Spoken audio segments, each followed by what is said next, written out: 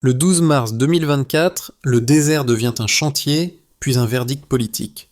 3,2 milliards de dollars sont annoncés pour une autoroute surélevée de 186 km à 12 mètres du sol.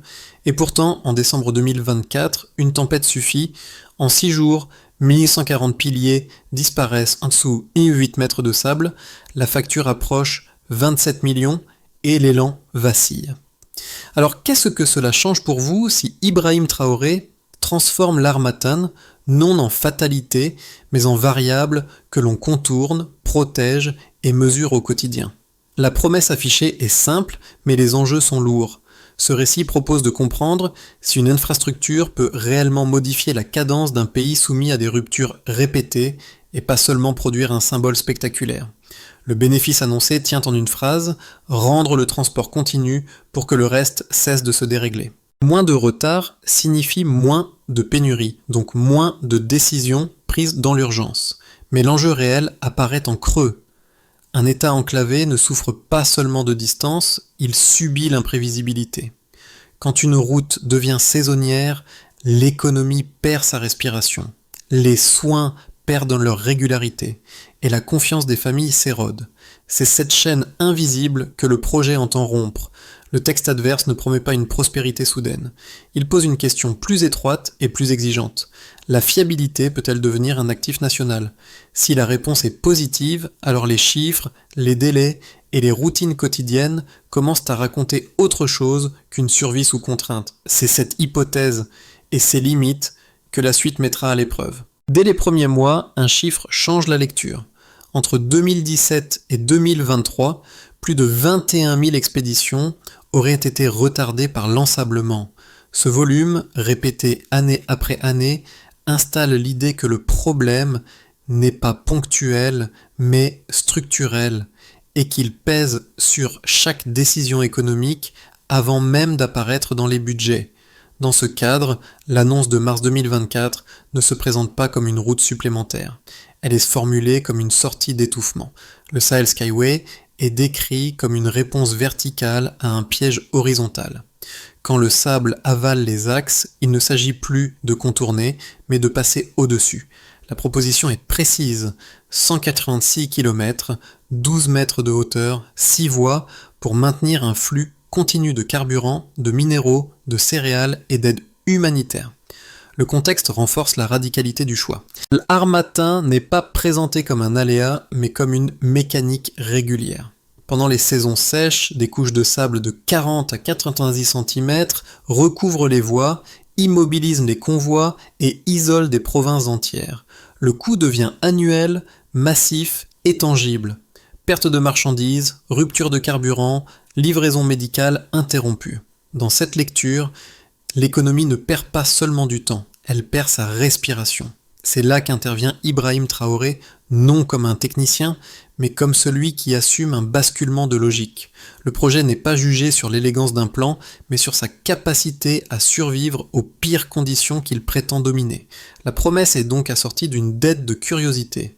Même si l'ingénierie tient, que se passe-t-il quand le désert frappe avant la fin? Cette question cesse d'être théorique en décembre 2024. Une tempête ensevelit 140 piliers en 6 jours, infligeant un choc financier et symbolique. À partir de là, le récit change d'échelle. Le Skyway n'est plus une intention, il devient un test de résistance mesurable, suivi au jour le jour et observé bien au-delà du chantier. À mesure que le chantier s'installe, le récit quitte les plans pour suivre des visages. Lorsque les premières images du site malmené circulent début janvier 2025, l'attention se déplace des maquettes vers les personnes qui tiennent de la cadence malgré le vent, la chaleur et la poussière. Les ouvriers cessent d'être un décor technique, ils deviennent une preuve vivante que le projet continue, même sous contrainte. Sur les marchés, un autre fil narratif apparaît. À Kaya, des vendeurs accrochent des visuels de la voie surélevée près des étals, comme on suspend une promesse à portée de main. On ne parle pas d'idéologie, mais d'horaires, de stock, de livraisons qui cessent d'être une loterie. À Dori, des chauffeurs peignent 12 mètres au-dessus sur leur camion. Le message est simple, l'obstacle n'est plus une fatalité, seulement un problème à contourner. Le point de bascule vient des récits techniques. Des radios locales diffuse des entretiens avec des ingénieurs décrits comme dormant à peine 3 heures par nuit pendant la tempête. Ce détail change la lecture. L'infrastructure cesse d'être abstraite et devient un effort collectif, organisé, mesurable. Chaque pilier inspecté, chaque fissure surveillée renforce l'idée d'une lutte réglée minute par minute. Dans ce cadre, Ibrahim Traoré apparaît moins comme un annonceur que comme un catalyseur d'endurance. Sa présence sur site, au moment le plus dur, est décrite comme un signal politique. Le chantier n'est pas un dossier lointain, mais une épreuve nationale partagée. Le message implicite est clair et il dépasse le béton. Si la fiabilité commence à se voir ici, peut-elle déjà changer la manière dont un pays se projette au quotidien ? La séquence s'ouvre par une activation nette. En mars 2024, l'État annonce le Sahel Skyway comme un axe surélevé destiné à rendre le transport continu malgré l'ensablement chronique. Le projet est présenté avec des paramètres précis, 6 voies, 146 km, 12 mètres au-dessus du sol. L'objectif affiché n'est pas la vitesse, mais la continuité. Dans un pays où les routes deviennent saisonnières, maintenir le flux équivaut à maintenir la vie économique et sociale. Les premiers mois installent une dynamique visible. Des accès sont montés, les chantiers s'étirent à travers plusieurs provinces et le récit parle d'un financement réparti entre industries nationales et partenaires stratégiques. Les chiffres circulent. Le coût annoncé atteint 3,2 milliards de dollars, ce qui place immédiatement le projet dans la catégorie des paris lourds. Des jalons intermédiaires sont évoqués. En juin 2025, 70% des routes d'accès seraient achevées. En octobre 2025, 9-20 piliers seraient déjà installés. Chaque étape nourrit une anticipation concrète. Les transporteurs redessinent leurs itinéraires. Les commerçants recalculent leurs marges. Des familles évoquent le jour où les produits frais arriveront sans retard. Le point culminant survient avant l'heure. En décembre 2024, une vague d'harmattan, parmi les plus longues de mémoire récente, frappe le chantier. 19 jours d'affilée, avec des vents atteignant 62 km/h, une visibilité tombant sous 30 mètres et des températures dépassant 46 degrés à midi. La tempête vise le cœur du projet. En 6 jours, 1140 piliers nouvellement posés sont ensevelis sous 1,8 mètre de sable. La facture approche 27 millions de dollars. Le métal souffre, le béton se fissure, des plateformes d'échafaudage se ferment comme des livres. La réaction transforme la crise en épreuve collective. Les équipes adaptent les horaires débutant à 4h30 pour travailler avant que la chaleur n'écrase tout. Des camions-citernes pulvérisent l'air afin de réduire la densité de poussière. Des contrôles thermiques horaires sont instaurés pour limiter les microfractures. Le chantier cesse d'être une ligne sur un plan. Il devient une lutte réglée minute par minute. Au plus fort des rafales, une visite surprise est décrite sur site. Ibrahim Traoré apparaît au milieu du sable, inspecte les piliers endommagés et laisse un message bref. Si le désert se lève, il faut monter plus haut. Selon le récit, l'effet est immédiat. Le moral grimpe. Des volontaires rejoignent les équipes. Les radios diffusent des mises à jour fréquentes. Quand la tempête se calme début janvier 2025, les images circulent. Les piliers sont à moitié ensevelis mais encore debout. Le débat change alors de nature. Projet imprudent ou corridor capable de recomposer durablement l'économie ? La réponse est repoussée, mais la question s'installe pour la suite. Avant le projet, le transport subissait le désert. Après les premiers segments, son coût recule nettement. Le récit adverse avance une baisse de 37% des coûts de transport entre le nord et la capitale, présenté comme un effet direct de la continuité retrouvée sur les axes surélevés. La donnée n'est pas détaillée méthodologiquement, mais son sens est clair. Moins de détours, moins d'immobilisation et moins de journées où un camion existe sans livrer. En une phrase, la logistique cesse d'être un mur et redevient un service. Ce premier delta entraîne une détente en cascade. Quand les coûts de transport baissent, les marges cessent d'absorber l'imprévu. Les transporteurs parlent d'itinéraires redessinés, non pour gagner quelques minutes, mais pour éviter des ruptures totales. Les commerçants recalculent leurs prix à partir d'arrivages plus réguliers. Le récit insiste sur ce point. La valeur n'est pas seulement dans la vitesse, mais dans la prévisibilité. Une livraison attendue devient une livraison programmée. Et cette nuance change la prise de risque à chaque niveau. Un deuxième indicateur touche directement le quotidien. Les prix moyens des aliments de base sont décrits comme ayant reculé dans une fourchette de 11% à 18%. Là encore, le texte reste prudent. Il ne prétend pas que l'infrastructure explique tout, mais il lie cette baisse à un rythme d'approvisionnement moins erratique. Quand le sable interrompait la cadence, la rareté gonflait les étals. Quand la cadence revient, la pression se relâche. Pour les ménages, cette variation se traduit moins par une abondance soudaine que par une respiration budgétaire. Le troisième chiffre élargit le cadre territorial. Plus de 96 000 ménages auraient obtenu un accès fiable aux routes commerciales régionales. Ici, le mot fiable est central. Il ne signifie pas seulement plus rapide, mais moins interrompu. Des cliniques évoquent des livraisons de médicaments plus continues. Des pénuries de carburant sont décrites comme plus rares. Le récit ne parle pas d'audit, mais d'une accumulation de scènes cohérentes qui soutiennent une thèse. La continuité logistique agit comme un stabilisateur de vie quotidienne. Dans cette séquence chiffrée, Ibrahim Traoré apparaît comme le garant politique de la cohérence entre promesses et mesures. Les nombres donnent une avance narrative, mais ils attirent aussi la critique. Le financement, la protection de l'actif et la durabilité des gains deviennent des questions légitimes. Le texte adverse prépare explicitement cette tension. Si les chiffres convainquent trop tôt, ils doivent aussi survivre à l'examen dans le temps. L'intérêt de ces preuves avant la fin tient donc à leur statut intermédiaire. Elles ne clôturent pas le débat, elles le déplacent. La discussion passe du symbole à la trajectoire, du peut-on construire au que se passe-t-il quand cela commence à fonctionner. C'est précisément à cet endroit que le projet se fragilise ou s'ancre. La fiabilité, une fois mesurée, peut-elle résister aux saisons suivantes ? Les critiques les plus solides commencent par l'argent. Un projet annoncé à 3,2 milliards de dollars dans un pays aux ressources limitées est décrit comme un pari susceptible de fragiliser les finances publiques. Même en cas de réussite technique, disent les opposants, le service de la dette, la maintenance et les coûts imprévus pourraient grignoter des budgets essentiels.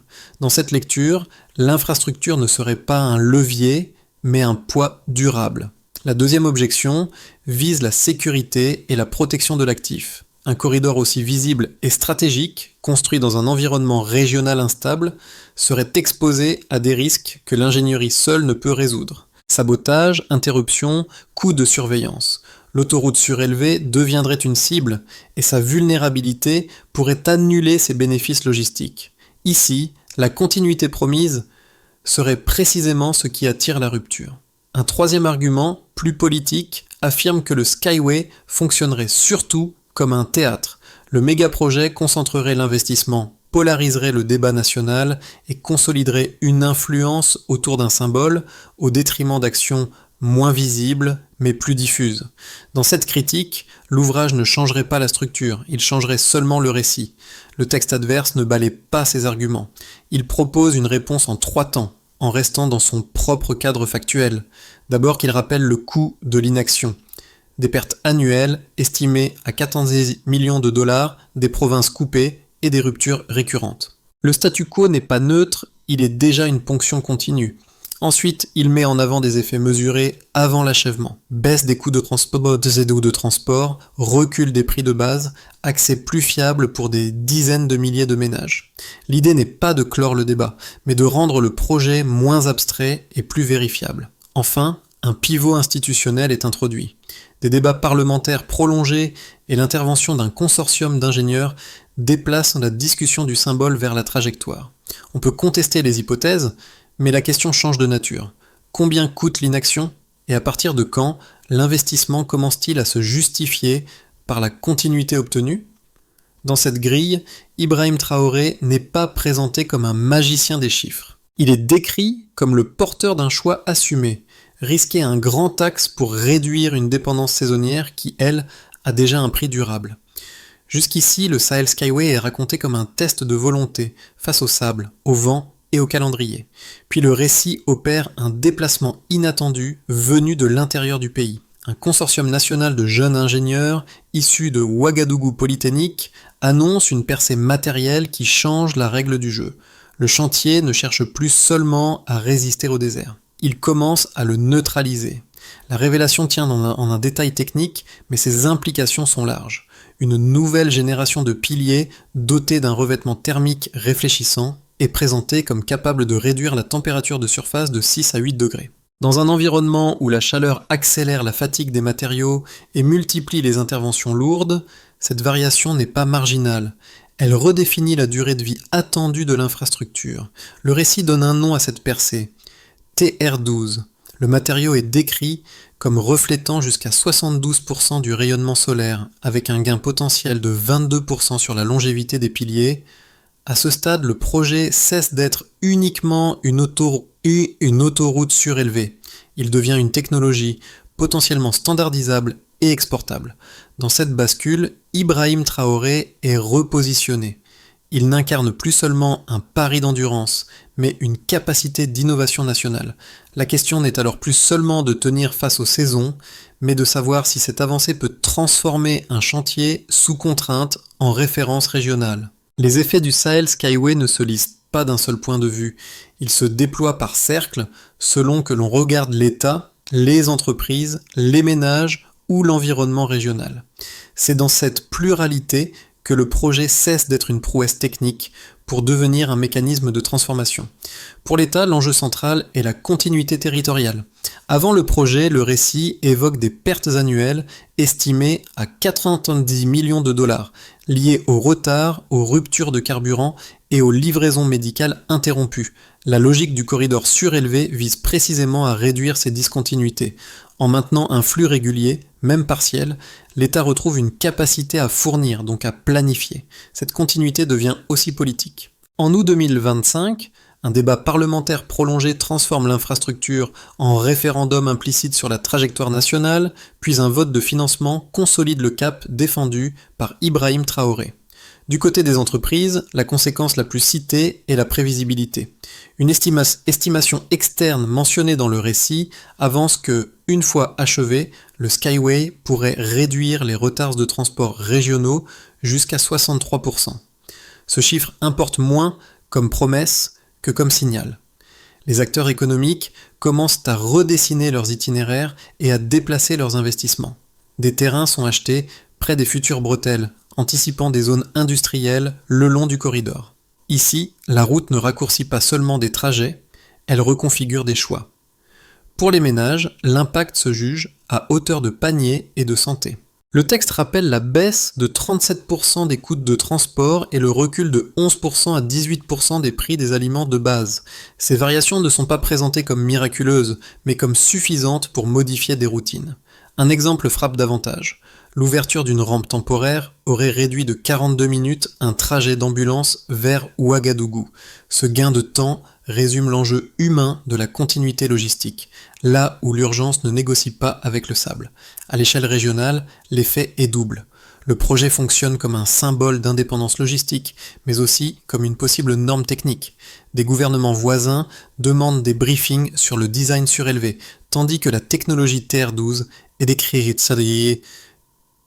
décrite comme licenciable. Dans cette perspective, le Burkina Faso n'exporterait pas seulement une infrastructure, mais une méthode d'adaptation climatique. Ces 4 niveaux ne convergent pas automatiquement.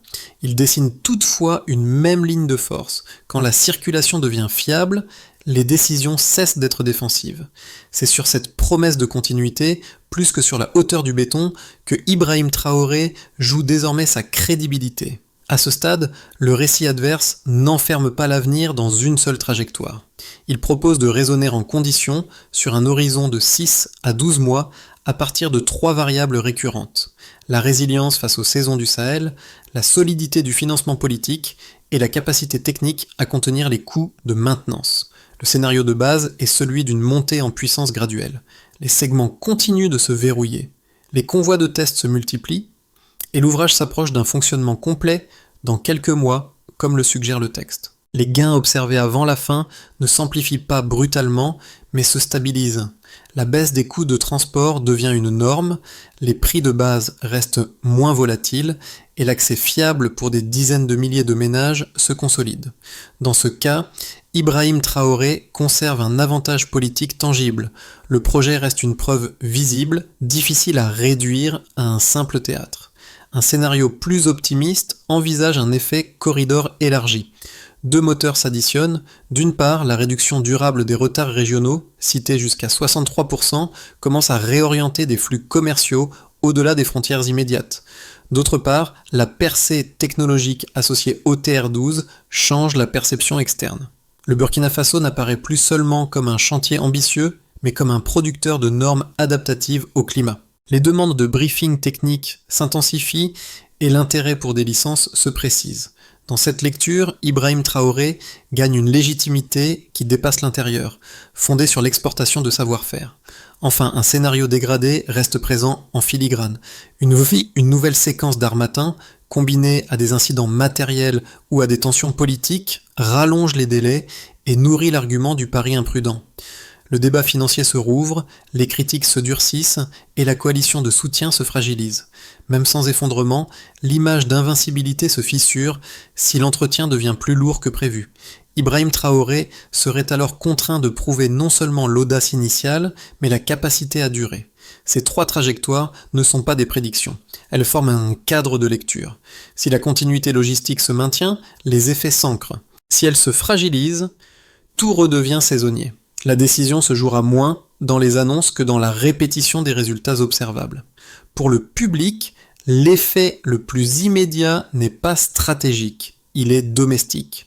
Quand une route cesse d'être une loterie saisonnière, le temps redevient fiable et les décisions ordinaires changent de nature. Le récit adverse insiste sur cette bascule discrète. La continuité logistique transforme des improvisations en habitudes, puis des habitudes en projets. Le premier niveau est celui du panier. Une baisse des prix de base, même modérée, modifie la manière de planifier une semaine. La stabilité vaut parfois plus qu'une réduction ponctuelle parce qu'elle réduit l'angoisse de la rupture. Dans cette lecture, la fiabilité n'augmente pas seulement le pouvoir d'achat, elle restaure une capacité à anticiper, même à petite échelle. Le deuxième niveau concerne la santé. L'urgence ne négocie pas avec le sable. L'exemple d'un trajet d'ambulance raccourci de 42 minutes par une rampe temporaire résume une idée simple. La logistique peut devenir une condition de survie. Des livraisons médicales plus continues et des pénuries de carburant plus rares déplacent la frontière entre possible et trop tard. Ce sont des gains silencieux mais décisifs. Le troisième niveau touche les revenus et la dignité. Quand les produits frais arrivent avant de se perdre, les pertes invisibles diminuent, marchandises jetées, dettes prolongées, opportunités manquées. Des commerçants et des agriculteurs évoquent la reconstruction d'installations de stockage, signe qu'un horizon se stabilise. On investit parce qu'on croit que le camion viendra.